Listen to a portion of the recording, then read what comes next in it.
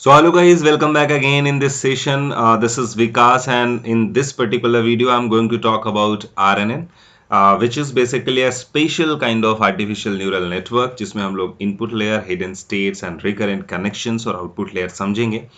तो हम ये समझने की कोशिश करेंगे कि RNN बेसिकली CNN से कैसे अलग है और इसमें क्या स्पेशलिटी है जो ये ANN का हमने टाइप समझा कि एक टाइप ऑफ ANN है, एडवांस टाइप का, जो किसी स्पेशल काइंड ऑफ टास्क के लिए यूज होता है। तो वो क्या टास्क हैं जिनमें हम RNN को यूज करते हैं और RNN का इंपॉर्टेंस क्या है, RNN के टाइप्स क्या है, ऐसी कई सारी चीजें हम समझने वाले हैं। सबसे पहले हमें डेफिनेशंस को समझेंगे। डेफिनेशन क्या कह रहा है? RNN is a special kind of ANN that handles sequential data. तो ANN बेसिकली RNN जो है हमारा वो काइंड ऑफ ANN है, बट ये हैंडल करता है सीक्वेंशियल डेटा को।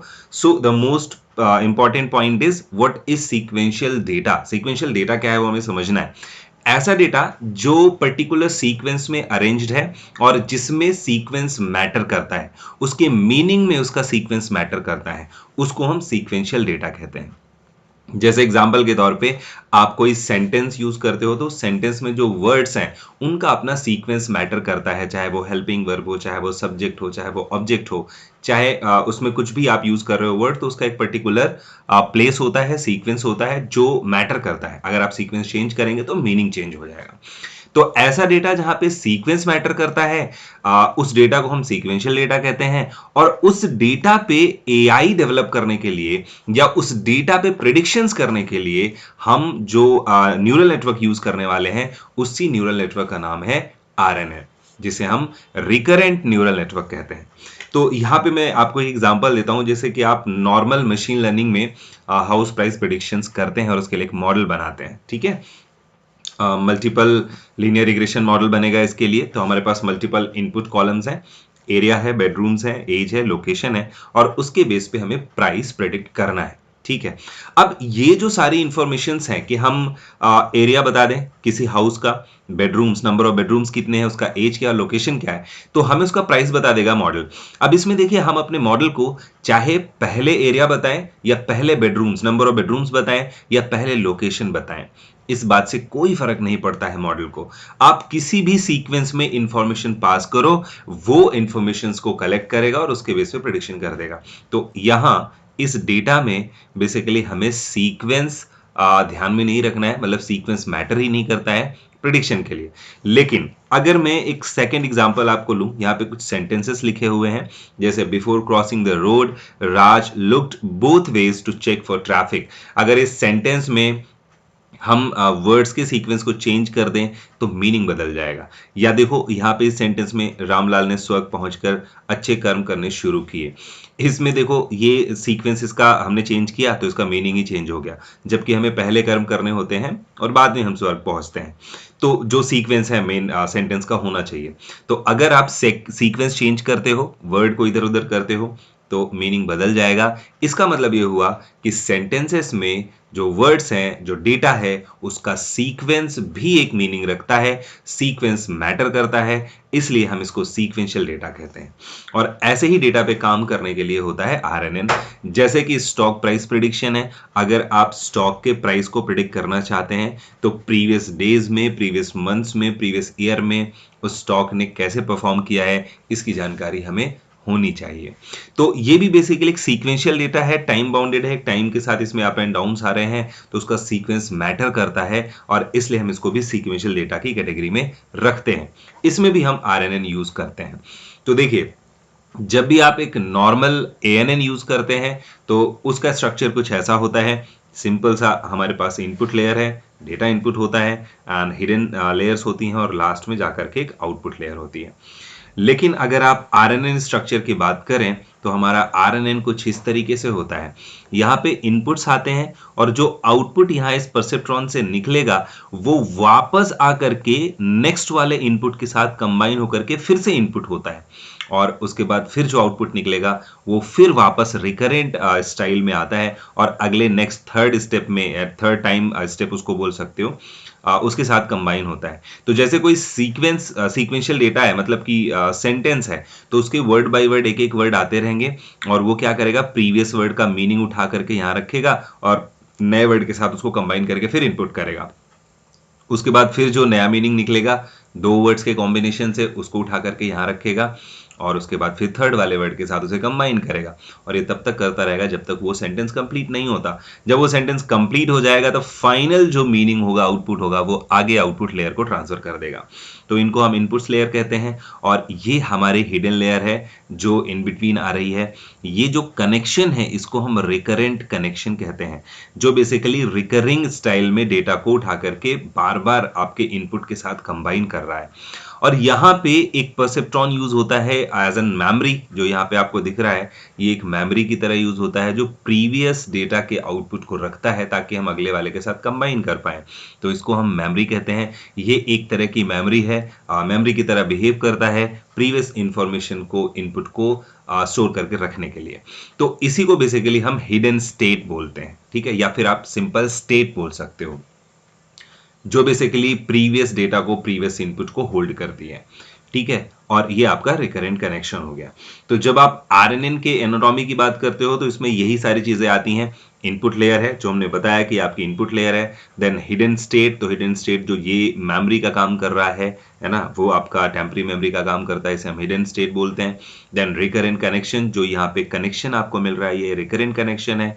और उसके बाद आउटपुट लेयर, तो यहाँ पे ये आउटपुट लेयर आती है। और हर एक लेयर में जो एक्टिवेशन फंक्शंस काम करते हैं, एएनएन के नेचर होता है कि वहां पे एक एक्टिवेशन फंक्शन होता है, हमने बात करी थी एक्टिवेशन फंक्शन के बारे में। तो हर जगह पे कोई ना कोई एक्टिवेशन फंक्शन होता है। आरएनएन के पास भी वही फंक्शंस होते हैं जो हम प्रीवियस फंक्शंस यूज करते आए हैं एक्टिवेशंस के। तो ये बेसिकली इंपॉर्टेंट पार्ट होता है हर एक टाइप के एएनएन में।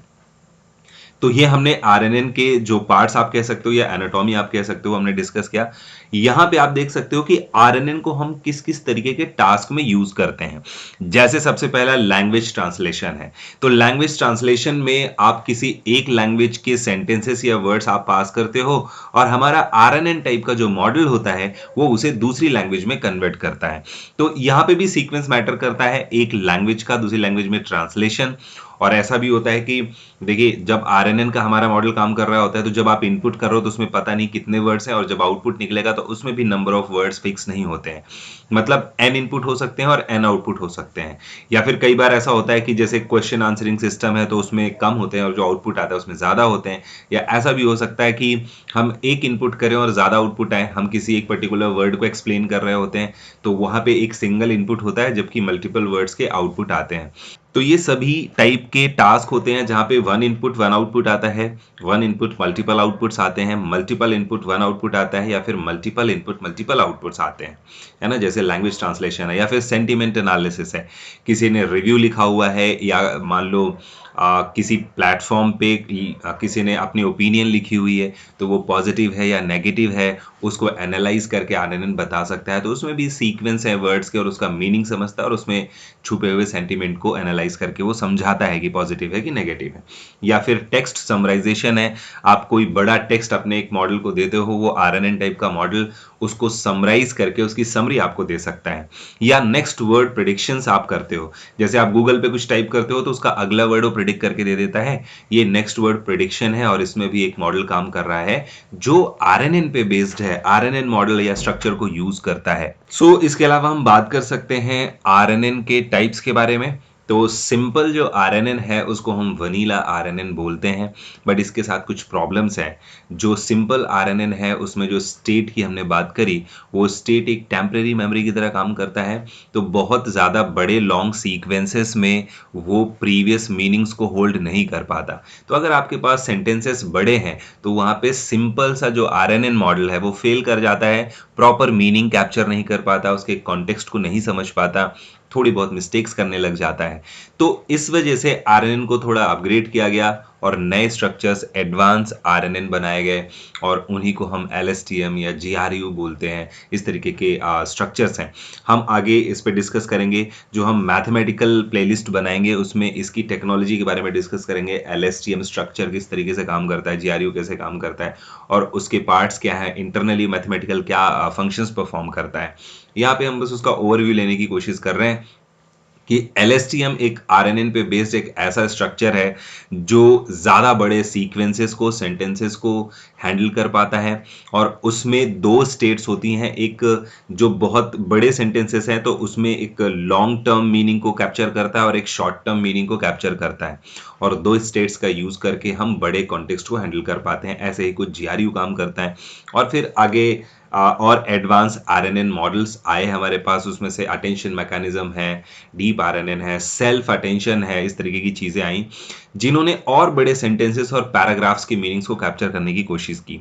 जैसे अगर आप चैट जीपीटी यूज़ करते हैं तो चैट जीपीटी देखो 4000 से 8000 चंक्स या वर्ड्स कैप्चर कर पाता है, उनको समझ पाता है। मतलब इतना बड़ा पैराग्राफ आप उसको देख सकते हो, दे सकते हो, और वो उसका मीनिंग समझ के उसको आंसर कर पाएगा।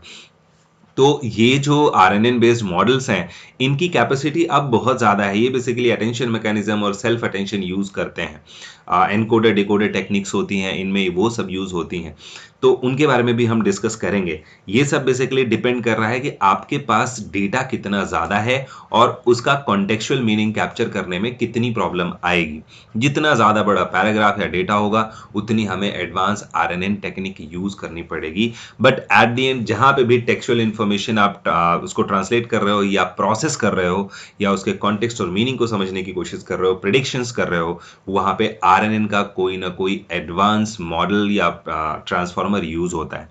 तो गाइज नेक्स्ट वीडियो में हम लोग इसके बाद ट्रांसफॉर्मर्स के बारे में भी डिस्कस करेंगे, कुछ प्री ट्रेन मॉडल्स के बारे में डिस्कस करेंगे, और उसके बाद फिर हम शिफ्ट होंगे अपनी मैथमेटिकल प्लेलिस्ट में और हम कंटिन्यू करेंगे मैथमेटिकल प्लेलिस्ट। क्योंकि इस प्लेलिस्ट का पर्पस सिर्फ एक क्यूरियोसिटी जनरेट करने का था और आपको बेसिक समझाने की कोशिश करने वाला था मैं, जो मैं बेसिकली कर रहा हूं कि हम जो टेक्निक्स हैं, न्यूरल नेटवर्क्स है, जो परसेप्ट्रॉन है, और जो लेटेस्ट टेक्निक्स आ रही हैं इस फील्ड में डीप लर्निंग में, वो किस तरीके से काम करती हैं। डीप लर्निंग ही बेसिकली कोर है।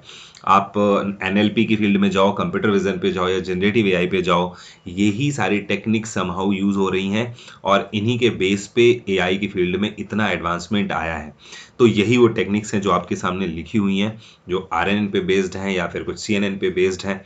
क्योंकि डिपेंड करता है, अगर आप इमेज डेटा के साथ डील करने वाले हो तो वहाँ पे आप CNN यूज़ करते हो।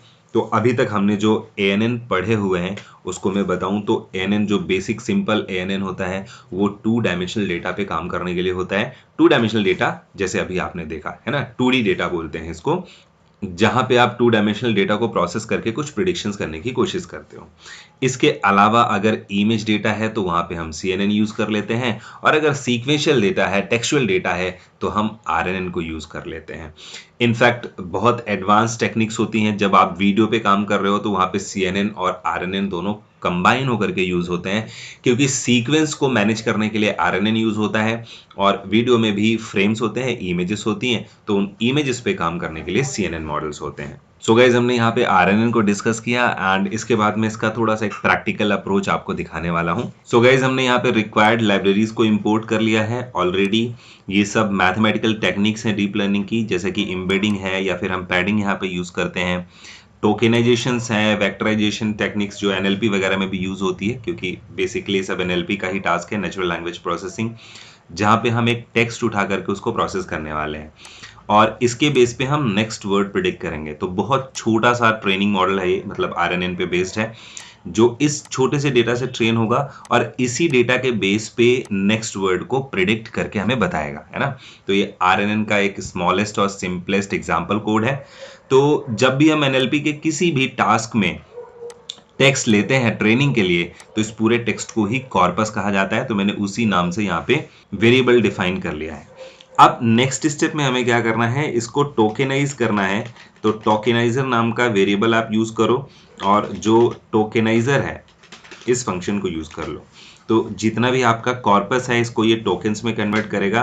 देन आप अपने इस वेरिएबल को यहाँ पे यूज करना, ये फंक्शन कॉल करके, और अब आपको अपना डेटा यहाँ पे पास करना होगा। तो मैं अपने कॉर्पस को उठा करके इसमें ट्रांसफर कर दूंगा। तो ये क्या करेगा, ये बेसिकली इसको कन्वर्ट करेगा टोकन्स में, है ना, अलग अलग यूनिक टोकन्स में कन्वर्ट करेगा। और उसके बाद मैं अगर पता करना चाहूँ वोकैब साइज, इसका जो यूनिक वर्ड्स का कलेक्शन है उसी को वोकैबुलरी कह देते हैं यहाँ पे। तो मैं यहाँ लेंथ लगाऊंगा और अपना टोकेनाइजर कॉल करूंगा। ये जो मैंने वेरिएबल लिया हुआ है, और इसमें डॉट वर्ड इंडेक्स यूज कर दूंगा तो सारे इंडेक्सेस आएंगे, इंडेक्स, एंड देन मैं इसमें +1 ऐड करूंगा सो दैट वो 0 से स्टार्ट कर रहा था, तो एक एक्स्ट्रा लेंगे हम यहाँ पे, और इसके बाद मैं vocab साइज लेकर के आगे इसको रन कर देता हूँ और नेक्स्ट कोड पे चलते हैं। नेक्स्ट यहाँ पे क्या करना है कि जो टोकेनाइजर ने टोकेनाइजेशन किया होगा सभी वर्ड्स के लिए, जो वोकैबुलरी बनी है उनके सीक्वेंस नंबर को यूज करके हमें सीक्वेंसेस जनरेट करने हैं। तो हम टेक्स्ट को सीक्वेंस नंबर से पहचानेंगे यहाँ पे। तो ये जो ये लूप है, ये बेसिकली वहां से सारे सीक्वेंस नंबर्स निकालेगा और इसमें स्टोर कर देगा। तो हमें एक लिस्ट मिलेगी जिसमें बेसिकली सभी टोकन्स का सीक्वेंस मिल जाएगा। आप चाहो तो इसको प्रिंट करके यहाँ पे देख सकते हो, ठीक है, सीक्वेंसेस, ठीक है, ये रहे सीक्वेंसेस। तो ये सारे सीक्वेंसेस हैं, मतलब सारे टोकन्स को इन्होंने नंबर्स में कन्वर्ट करके दे दिया है।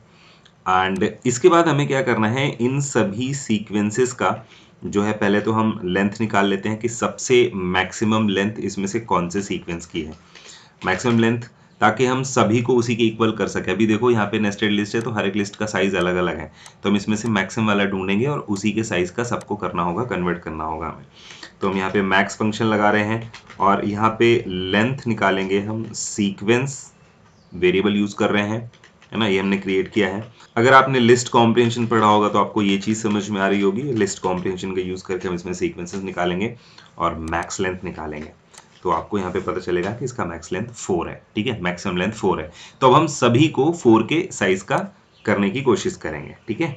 तो इसके लिए हम सीक्वेंसेस को एक बार फिर से यहाँ पे यूज करने वाले हैं, पैड सीक्वेंसेस यूज करेंगे। ये फंक्शन है जो सभी को इक्वल साइज का करेगा, तो एक्स्ट्रा स्पेसेस ऐड कर देगा सीक्वेंसेस में, ठीक है।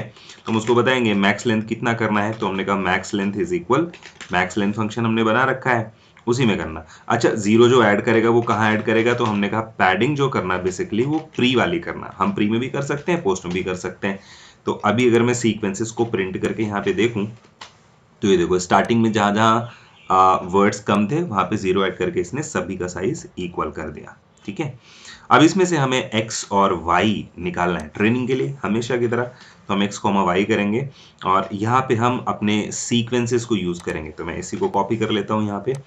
तो देखिए x में क्या जा रहा है, स्टार्टिंग से लेके लास्ट वाले कॉलम को छोड़ के बाकी सारे कॉलम, सारे वर्ड्स, यानी ये वाला पूरा पार्ट जाएगा x में, ये वाला पूरा पार्ट जाएगा x में, ये वाला पूरा पार्ट जाएगा x में, और ये लास्ट वाला जो है ये जाएगा y में। ये उठा करके हम x और y यहाँ पे ट्रांसफर कर लेते हैं, ठीक है। एंड इसके बाद गाइज मुझे यहाँ पे y को थोड़ा सा चेंज करना पड़ेगा, ये क्योंकि ये सारे जो हैं इनको हम कैटेगरी की तरह ट्रीट करें, बट ये नंबर्स हैं तो इसको नंबर ना समझे। इसके लिए हम keras.utils टू कैटेगोरिकल में कन्वर्ट करने के लिए यूज करेंगे कि y में जो नंबर्स हैं उनको क्लासेस में कन्वर्ट करना वोकैब साइज के हिसाब से। तो y में जो आएगा डेटा नंबर्स ही होंगे, लेकिन उनको वो नॉर्मल कैटेगोरिकल समझेगा, ना कि नंबर समझेगा, क्योंकि हमें वो बेसिकली कैटेगोरिकल डेटा के रूप में चाहिए, सारी कैटेगरीज की तरह ट्रीट करे, क्योंकि ये वर्ड्स हैं, वर्ड का ही नंबर है ये, तो बेसिकली उनको वो एक कैटेगरी की तरह ट्रीट करे। और यहाँ पे हम अपना मॉडल डिफाइन कर लेते हैं। सिंपल RNN के लिए हमने 10 परसेप्ट्रॉन यहाँ पे यूज किया, एक्टिवेशन फंक्शन है हमारा वैल्यू, और क्योंकि ये कैटेगोरिकल आउटपुट निकालेगा तो इसलिए हमने यहाँ पे soft function, soft max function use किया है कैटेगोरिकल आउटपुट के लिए, क्योंकि एट द एंड जो आउटपुट हमें मिलने वाला है वो एक तरह से कैटेगरीज है कि किस कैटेगरी का, कौन सा कैटेगरी का वर्ड यहाँ पे आने वाला है। तो ये मॉडल हमने यहाँ पे डिफाइन किया। देन इस मॉडल को हम यहाँ पे कंपाइल कर देते हैं। तो कंपाइलेशन में अगेन कैटेगोरिकल क्रॉस एंट्रोपी और एडम ऑप्टिमाइजर यूज किया है। एक्यूरेसी है मैट्रिक्स में जो शो होगी वहां पे हर एक इपॉक्स के साथ। अब हम मॉडल डॉट फिट में x, y को ट्रेन करने के लिए पास करेंगे एंड देन इपॉक्स बताएंगे कितने इपॉक्स हमें चलाने हैं। तो हमने यहाँ पे लिखा इपॉक्स इज इक्वल 100 और हमने मॉडल को ट्रेन कर दिया। सो गाइज इसने 100 इपॉक्स चला के मॉडल को ट्रेन कर लिया है। अब फाइनली हम प्रेडिक्शन के लिए, नेक्स्ट वर्ड प्रेडिक्शन के लिए एक फंक्शन यहाँ पे क्रिएट करते हैं। तो ये रहा फंक्शन। आप इसको कोई भी वर्ड टाइप करके दोगे उसको सीक्वेंस में कन्वर्ट करेगा, उसको भी पैडिंग लगा करके और फिर मॉडल को पास करके उससे प्रेडिक्शंस लेगा और जो भी प्रेडिक्टेड वर्ड होगा वो आपको रिटर्न करके यहाँ पे देगा, ठीक है। तो इसको हम रन कर लेते हैं, फंक्शन को रन कर लेते हैं और उसके बाद हम यहाँ पे इनपुट डेटा लेंगे और अपने फंक्शन को कॉल करेंगे। तो हमारे फंक्शन का नाम क्या है? फंक्शन का नाम है प्रेडिक्ट नेक्स्ट वर्ड। तो हम इस फंक्शन को डायरेक्टली यहाँ पे कॉल करते हैं और यहाँ पे हम कुछ टाइप कर देते हैं जैसे कि यू आर, और हम चाहते हैं कि इसका अगला वर्ड क्या होगा ये हमारा मॉडल प्रेडिक्ट करके हमें बताए। सो ये हमें ये यू आर के आगे यू प्रेडिक्ट करके दे रहा है, तो हमारे पास ट्रेनिंग के लिए बहुत डेटा कम था, तो उसके बेस पे ये बहुत परफेक्ट आंसर नहीं कर रहा है। आप ट्रेन करोगे में भी थोड़ा सा और बेटर ये परफॉर्म करें। So this is how you can make RNN model. एक सिंपल RNN मॉडल आप इस तरीके से बना के रन कर सकते हैं। सो अगेन इसकी टेक्निक्स टेक्नोलॉजी हम लोग समझेंगे एक एक करके। So yes guys, that was all about RNN। हमने RNN को समझा, थोड़ा डिटेल में ओवरव्यू लिया, एग्जांपल के साथ उसको समझने की कोशिश करी।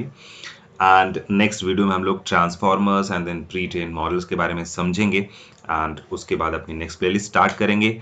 सो like, share and subscribe the channel and share if you like this video, and comment और contact if you have any doubt और question, and thanks for watching.